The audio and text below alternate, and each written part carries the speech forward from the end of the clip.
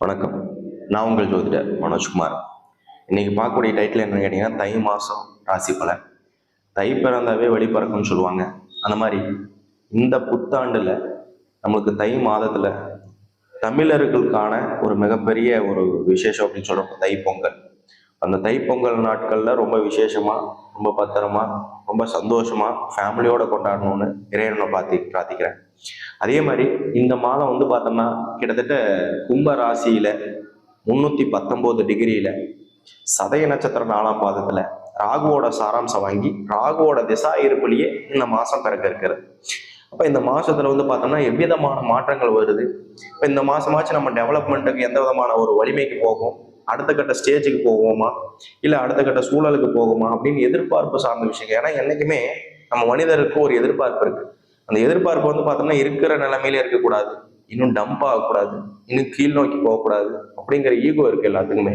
அப்ப அந்த ஈகோங்கிறத நம்ம வளர்ச்சியை நோக்கி இருக்குன்னு சொல்லுவோம். அப்ப அந்த ஈகோ நம்ம ரெக்கவர் பண்ணி வெளியில வரணும். அதுக்கான நேர காலம் இருக்கா, ஆப்பர்ச்சுனிட்டி இருக்கா, டைம் நம்மளுக்கு சப்போர்ட் பண்ணி கொடுக்குமா, இதுக்கான விஷயங்கள்லாம் இந்த வீடியோல ரொம்ப டீட்டெயில்டா, ரொம்ப தெளிவா, கிளீனா பார்க்கலாம். தொடர்ந்து நம்ம சேனலை சப்ஸ்கிரைப் பண்ணிட்டு பார்த்துட்டு இருக்கிற எல்லாருக்கும் என்னோட நன்றிகள். புதுசாக பார்க்குறவங்க நிறைய பேர் சப்ஸ்கிரைப் பண்ணாமல் பார்த்துட்டு இருக்கிறீங்க. நம்ம சேனலை சப்ஸ்கிரைப் பண்ணுங்க. அப்பனா தான் அடுத்தடுத்த வீடியோஸ் தொடர்ந்து உங்களுக்கு கிடைக்கும். நம்ம சேனல் சப்ஸ்கிரைப் பண்ணுங்க, ஷேர் பண்ணுங்க, கமெண்ட் பண்ணுங்க. உங்களோட சப்போர்ட் நம்மளுக்கு ரொம்ப தேவை.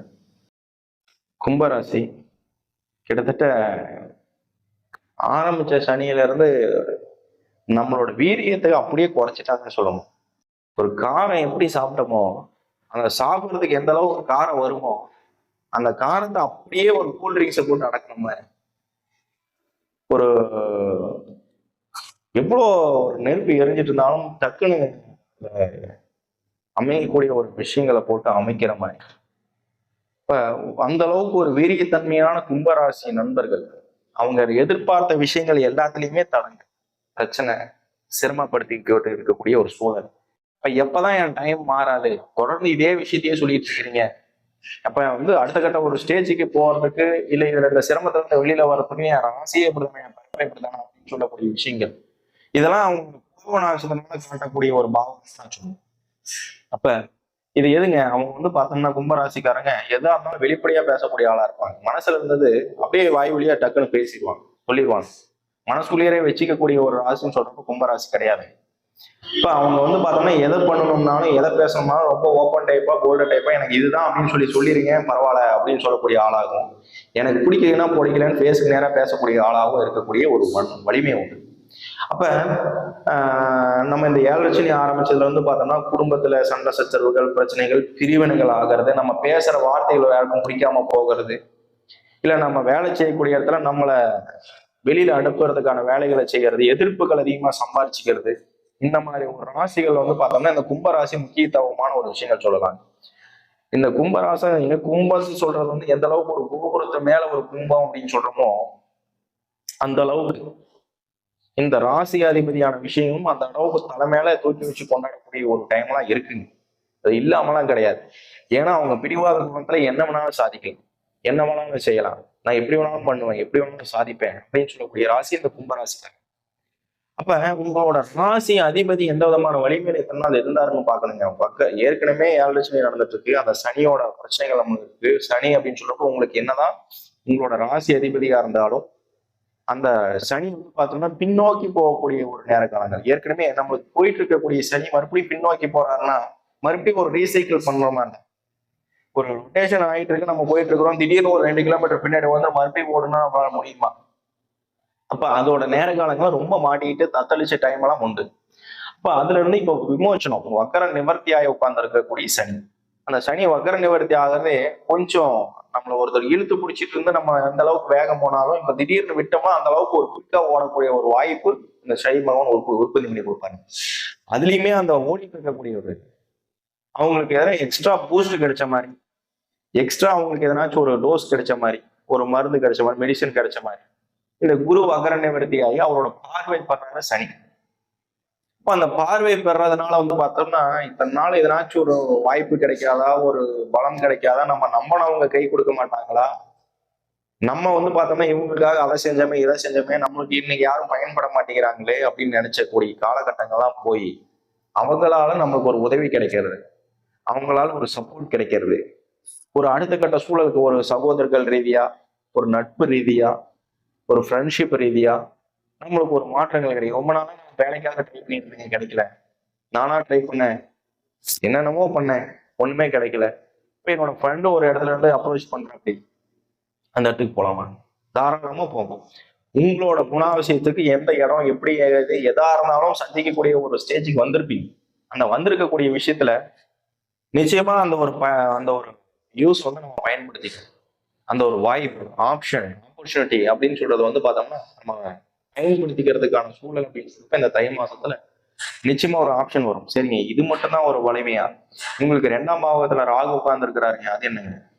2ஆம் பாவகத்துல ராகு உட்கார்ந்து இருக்கிறார், பரவாயில்ல. குடும்பஸ்தானத்துல படிக்கிற பசங்க இருக்கிறாங்க. இந்த ராகு பகவான் வந்து நம்மளுக்கு 2ல ஸ்தான பலத்தை உட்காந்துட்டாங்களே, நம்மளுக்கு ஏதாச்சும் பிரச்சனை கொடுத்து வராங்க? நிச்சயமா கிடையாதுங்க. நீங்களா விருப்பப்பட்டு கஷ்டப்பட்டு உங்களோட தூக்கத்தை விட்டுட்டு, ஏன்னா சனியாதிபதி அப்படின்னு சொல்றப்ப நம்மளோட தூக்கத்துல டிஸ்டர்ப் பண்ணக்கூடாது. நம்ம டயர்டா இருக்கிறப்ப அவங்களுக்கு ஏதாச்சும் ஒண்ணு சொல்லக்கூடாது. நம்மளை யாரும் வந்து பார்த்தோம்னா பின்னாடி எதை செய்ய அதை செய்யணும்னு சொல்லிட்டு இருக்க கூடாது, டென்ஷன் ஆகும். அந்த மாதிரி இல்லாம அவங்க சொல்றதுக்கு முன்னாடி நம்மளோட சூழ்நிலையை புரிஞ்சுக்கிட்டு அதுக்கு தகுந்த போல படிக்கிற பசங்க வேகமா எழுந்திரிச்சு சீக்கிரமா எழுந்திரிச்சு நான் என்னோட நாலேஜை நானே பயன்படுத்துறேன்னு சொல்லி படிக்கக்கூடிய பசங்களுக்கு நிச்சயமாக வாய்ப்பு உண்டு. அதுல எவ்விதமான மாற்றங்களும் கிடையாது. தொழில் ரீதியான மாற்றங்கள் இதே விஷயம்தான் தொழிலையும் குடும்பத்திலையும். அப்ப வந்து பார்த்தோம்னா எனக்காக இந்த விஷயத்த செய்யணும்னு சொல்லி ஒருத்தர் போய் ஒரு மனைவி ஆகட்டும் ஒரு வீட்டுக்காராகட்டும் சொல்லி பார்த்தோம்னா இதை செய் எனக்கு அப்படின்னு சொல்லி ஒருத்தரை பிடிச்சி செய்யின்னு சொல்லிட்டு இருந்தா இந்த கும்பராசிக்காரங்களுக்கு மேக்சிமம் பிடிக்கும். அவங்க நாலேஜுக்கு அவங்களோட எண்ணத்துக்கு என்ன தோணுதோ, என்ன விஷயங்களை எதிர்பார்க்குறாங்களோ அந்த எதிர்பார்ப்புகள் வந்து பார்த்தோம்னா அவங்க சொல்றதுக்கு முன்னாடியே செய்வாங்க. எந்திரிச்சிட்டா சுறுசுறுப்பு, எந்திரிக்காதுக்கு முன்னாடி டயர். அப்போ வந்து அந்த பையனை அந்த பொண்ணை வந்து எழுப்பவே முடியாதுங்க. காலையில் எந்திரிச்சாங்க அப்படின்னு சொன்னா எழுப்ப முடியாது. அவங்களாம் எந்திரிச்சிட்டாங்க அப்படின்னா அவங்க சுறுசுறுப்பா அடக்க முடியாது. அப்ப அந்த விதமான ஸ்டேஜில் இருக்கக்கூடிய கும்பராசிக்காரங்க மேக்சிமம் பயன்படுத்திக்கங்க. இந்த வலிமையை வந்து மேக்சிமம் பயன்படுத்திட்டு அதுல இருந்து வெளிவரதுக்கான வாய்ப்புகள் இருந்து செயல்படுத்துறப்ப வந்து பார்த்தோம்னா இந்த மாசம் உங்களுக்கு நிச்சயமா ஒரு மாற்றம் வரும். நான் 100க்கு 100% சொல்லலைனாலும் ஒரு 50 to 60% நம்மளுக்கு பெனிஃபிட் கொடுத்தாவே நல்ல விதமான ஆப்ஷனு பலம் நம்ம பயன்படுத்திக்கலாம். ஏன்னா உங்களுக்கு வந்து அந்த ஒரே ஒரு தீப்பொறி போதுங்க. தீப்பொறியை நீங்க பயன்படுத்திக்கிறதுக்கான ராசிங்கிறதுனால தான் இந்த ஒரு வாய்ப்பும் உங்களுக்கு ஆப்ஷன் இருக்கு, ஒரு சப்போர்ட் இருக்கு. அந்த சப்போர்ட் வந்துன்னா ஹெசிடேட் பண்ணாம யூஸ் பண்ணிக்கங்க. ஏன்னா நம்ம ஈகோ எவ்வளவு வேணாலும் எடுத்துட்டு போகட்டும். நம்ம ஈகோ நம்மளுக்கு அன்னைக்கு செஞ்சோம் இடையில நம்ம கஷ்டப்படுற சூழ்நிலையில விட்டுட்டாங்க, ஆனா இன்னைக்கு ஹெல்ப் பண்ற வராங்க, அதனால நம்ம ஈகோனால ஏத்துக்க முடியாம இருக்கிறேன், அதெல்லாம் வேண்டாங்க. நம்மளோட விஷயத்துல நம்ம இப்ப இருக்கக்கூடிய ஸ்டேஜ்ல நம்ம டெவலப் ஆகணும். அந்த டெவலப் ஆகிறதுக்கு இது ஒரு ஆப்ஷன் நம்ம பயன்படுத்திக்கிட்டு இந்த மாசத்துல இருந்து ஓரளவுக்கு நமக்கு சப்போர்ட்டான குருவோட பார்வை பெறதுனால நல்ல விதமான மாற்றங்கள் அமையறதுக்கான வாய்ப்பு இருக்கு. மேக்சிமம் பயன்படுத்திக்க. தொடர்ந்து நம்மளோட ஃபாலோவர்ஸ் கேட்கறத விஷயங்கள் கேட்டீங்கன்னா திருமண சார்ந்த விஷயங்கள் வந்து பார்த்தோம்னா எனக்கு 30 வயசு ஆகுது, 40 வயசு ஆகுது, திருமண தடைகள் ஏற்படுத்திட்டு இருக்கு, ஆனா என்னோட சுத்த ஜாதகமா இருக்கு, நிறைய தடங்கள் ஏற்படுது அப்படின்னு சொல்றதெல்லாம் அடுத்தடுத்த கமெண்ட்ஸ் நம்மளுக்கு வந்துகிட்டே இருக்கு. ஸோ அந்த கமெண்ட்ஸுக்கு வர்றதுக்கான ரீசன்ஸ் என்னன்னு கேட்டீங்க அப்படின்னா சுத்த ஜாதகமா இருந்தும் திருமணம் ஆக மாட்டேங்குது அப்படின்னு சொல்றது வந்து ரீசன். அதுலயும் சுத்த ஜாதகம்னு சொல்ல முடியாதுங்க. அந்த சுத்த ஜாதகம் ஏன் சொல்றேன் அப்படின்னு கேட்டீங்கன்னா உங்களுக்கு தெரிஞ்சது வந்து பார்த்தோம்னா கிட்டத்தட்ட ராகியது, செவ்வாய் தோஷம், உத்தர தோஷம், கலத்தர தோஷம், இது காமனா எல்லாத்துக்கும் தெரியுது. இன்னைக்கு இருக்கிற சொசைட்டில வந்து பார்த்தோம்னா நிறைய பேத்துக்கு விழிப்புணர்வு இந்த சோசியல் மீடியா வந்ததுக்கு அப்புறம் நிறைய விஷயங்கள் எல்லாரும் கத்துக்கிட்டாங்க. அந்த கத்துக்கிட்ட விஷயங்கள்ல ஒரு சில விஷயங்கள் கத்துக்காத விஷயமும் இருக்குன்னா இந்த திருமண சார்ந்த தகவல் சொல்லுவேன், திருமண சார்ந்த தோஷங்கள் சொல்லுவேன். இப்ப இது இல்லாம இன்னும் நிறைய விதமான தோஷங்கள் இருக்கு, அதை தெரிஞ்சுக்கங்க. அப்போ ஒருத்தருக்கு திருமணம் ஆகல, தடையாகுது, தாமதப்படுத்தி கொடுக்குது, திருமணத்துக்கான பிரச்சனைகள் கொடுக்குது அப்படின்னு சொல்றது எல்லாமே எதனாச்சும் ஒரு பிரச்சனைகள் நம்ம ஜாதகத்துல இருக்கும். அப்ப நம்ம ஜனனகால ஜாதகங்கள் என்ன இருக்கு அப்படிங்கிறத நம்ம பார்க்கணும். இப்ப ஜனனகால ஜாதகம் நம்ம பிறந்த ஜாதகம் வந்து பார்த்தோம்னா பிறப்புல வந்த ஜாதகத்துல எதனாச்சும் ஒரு தோஷங்கள் இருக்கும். அந்த தோஷங்கள் வந்து பார்த்தோம்னா நம்மளுக்கு தடங்கள் ஏற்படுத்தும், தடை ஏற்படுத்தும். நம்ம பார்க்கக்கூடிய பெண்களுக்கோ பார்க்கக்கூடிய ஆண்களுக்கோ யோகத்தை கொடுக்கக்கூடிய ஜாதகமா இருக்கலாம். திருமணத்துல வந்து பார்த்தோம்னா மாங்கல்ய தோஷங்கள் உற்பத்தி பண்ணக்கூடிய தோஷங்களா இருக்கலாம். சரிங்க, அந்த தோஷங்கள் என்னென்னு கேட்டீங்க அப்படின்னு சொன்னா ஃபர்ஸ்ட் செவ்வாய் தோஷத்தை சொல்லலாம். அடுத்தது ராகுகேது சர்ப்ப தோஷங்கிறத சொல்லலாம். அதுலயே கால சர்ப்ப தோஷம்னு இருக்குன்னு தெரிஞ்சுக்கணும்.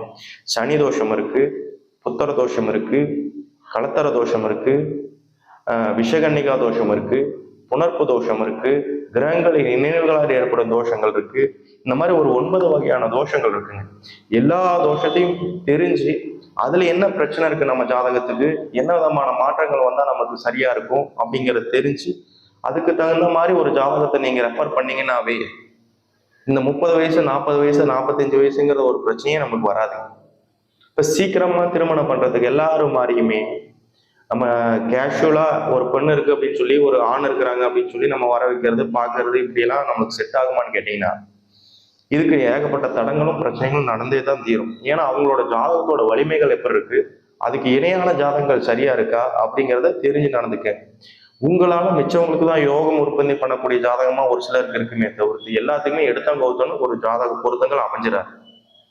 அதான் அமையறதுக்கு காரணம் என்னன்னா எனக்கு இன்னார் தான் சரியா இருப்பாரு அப்படின்னு சொல்லி ஜாதக ரீதியான பொருத்தங்கள் சரி பண்ணிட்டு அதுக்கப்புறம் பாக்குறது நல்லதுங்க. மெயினா ஒரு ஜோசியரை பார்த்து கேட்கிறப்ப வந்து பார்த்தோம்னா எனக்கு எந்த விதமான தோஷங்கள் இருக்கு, எதனால எனக்கு திருமணங்கள் தடையாகுது அப்படிங்கிறத ஃபர்ஸ்ட் தெரிஞ்சுக்கிட்டு அதுக்கப்புறம் பெண்ணை பார்க்கறது நல்லது.